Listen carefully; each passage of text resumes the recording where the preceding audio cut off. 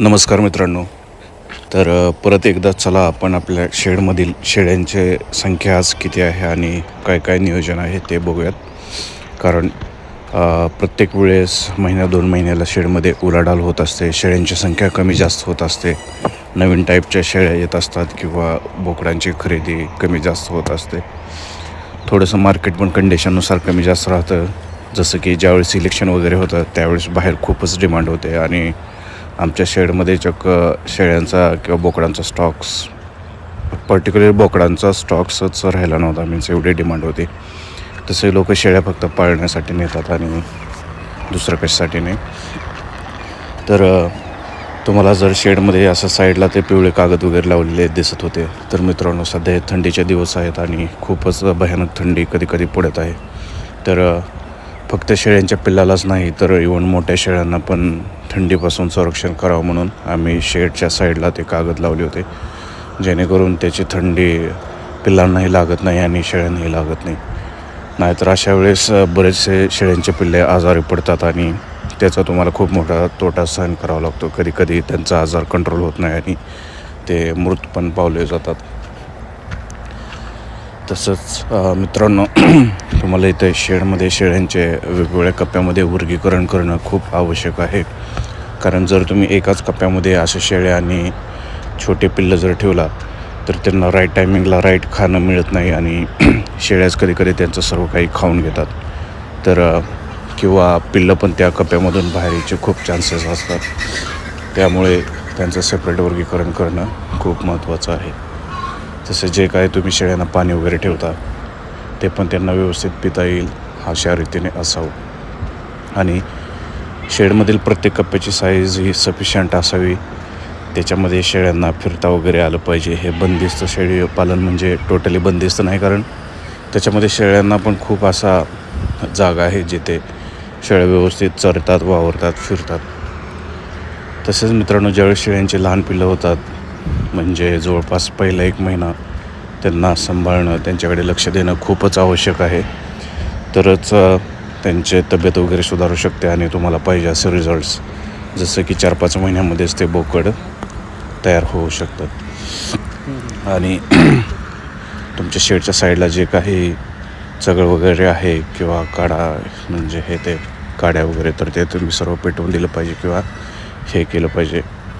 जेवढी तुम्ही स्वच्छता राखाल तेवढंच तुम्हाला तिथे काम करायला बरं वाटेल आणि इनडायरेक्टली शेळ्यांच्या प्रकृतीवरही त्याचा तेवढ्या चांगल्याने फरक पडेल. तसेच तुमचे शेड हे सफिशियंट असावे, हवा वगैरे तिथून खेळती असावी. जे काय तुम्ही मुरघास केला आहे, मेथीघास केलेला असेल किंवा दुसरं काही, तो व्यवस्थित साठवून ठेवला पाहिजे पूर्णपणे. सायंटिफिकरित्या त्याची अंमलबजावणी केली पाहिजे. तर इथे ज्या मोठ्या बॅग दिसत आहेत त्या होत्या मेथीघासाच्या, मुरघासाच्या, तर त्या मी तिथे ठेवलेल्या आहेत. गरजेनुसार तो शेळ्यांना देण्यात यावा, कारण त्याच्यापासून एक सकस आहार शेळ्यांना मिळतो. तसे जे काय तुम्ही प्रजननासाठी किंवा ब्रीडिंगसाठी बोकडं वापरता, हे जसं की आहे बिटल बोकड, ह्याचे कान आहेत लांब आणि ह्याचा तरी सध्या आम्हाला चांगला रिझल्ट मिळत आहे. तर बरेच जण सजेस्ट पण करत आहेत की तुम्ही आफ्रिकन बोकड यूज करा, त्याच्यामुळे वजन वगैरे वाढतं आणि लोकांची पण पसंती आहे त्याला. तर आम्ही नेक्स्ट टाईम नक्की ते ट्राय करू, कारण कमेंटमध्ये एका बांधवाने तसं सजेस्ट केलं होतं. परंतु आम्हाला या बिटल बोकडपासून पण एकदम चांगले रिझल्ट वगैरे येत आहेत.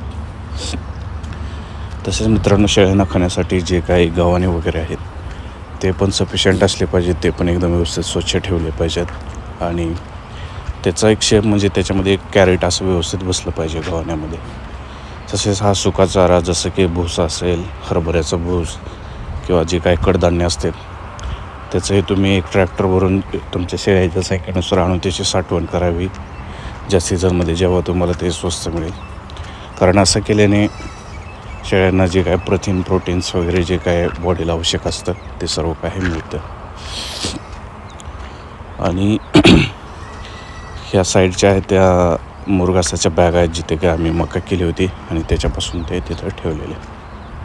तर मित्रांनो, जे पहिला कप्पा दिसतो इथे सध्या ते आहेत विकण्यासाठी आलेली बोकडं.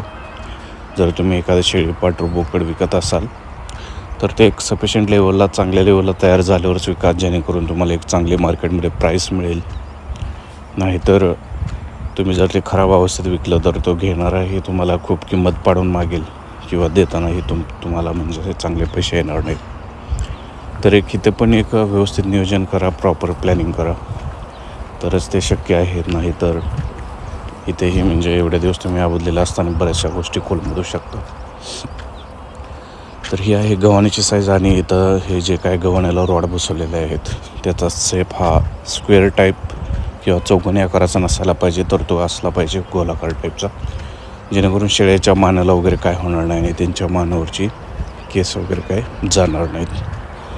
तसेच शेडमध्ये सफिशियंट उजेड असावा, हवा खेळती असावी, लाईट असावी आणि ऑफकोर्स हे चुकाट्याचं पण ध्यान घ्यावं, कारण ज्यावेळेस तुमच्या शेडमध्ये हे एवढं असतं किंवा कोंबड्या वगैरे असतात त्यावेळेस थोडीशी रिस्क पण असते. तर तुम्ही त्या सर्व गोष्टीची खबरदारी घेणं पण खूप आवश्यक आहे, कारण आमच्या शेडमध्ये आम्ही थोड्याशा कोंबड्या पण पाळलेल्या आहेत. तर हे शेळीपालन प्लस कुक्कुटपालन असं आहे. आणि हे जे आहेत कोंबडे ते प्युअर गावरान आहेत. तर 7 रुपयालाच त्यांचं मार्केटमध्ये एक अंडं सहज मागतात आणि दिवसाला 15 ते 20 अंडे आम्हाला आता सापडू लागलेले आहेत. तर मित्रांनो, ही छोटी शेळ्यांची पिल्ले आहेत. जवळपास संख्या आता 20 ते 22 आहे. एका शेळीला कमीत कमी 1 ते 2 तर हे बिटल हे झालेले आहेत. आणि सध्या बोकडांची संख्या जास्त आहे याच्यामध्ये. तर जास्त करून तर ह्याच्यामध्ये फोकस हा 1 महिन्याच्या पिल्लांवरतीच द्यावा लागत आहे, कारण त्यांचं संगोपन करणं सर्वात महत्त्वाचं राहते. हे जे काही शेळ्या आहेत किंवा ज्या बोकडांची वगैरे वाढ झालेली आहे त्यांना तिथे काही इश्यू येत नाही. आणि हे जे काही शेळीचे पिल्लं आहेत त्यांना राईट टायमिंगला दूध देणं आवश्यक आहे. काही शेळ्या ज्यावेळेस त्यांचं पहिले येत असते किंवा दुसरं येत असते, शक्यतो पहिल्या येतालाच ते लहान पिल्लांना दूध वगैरे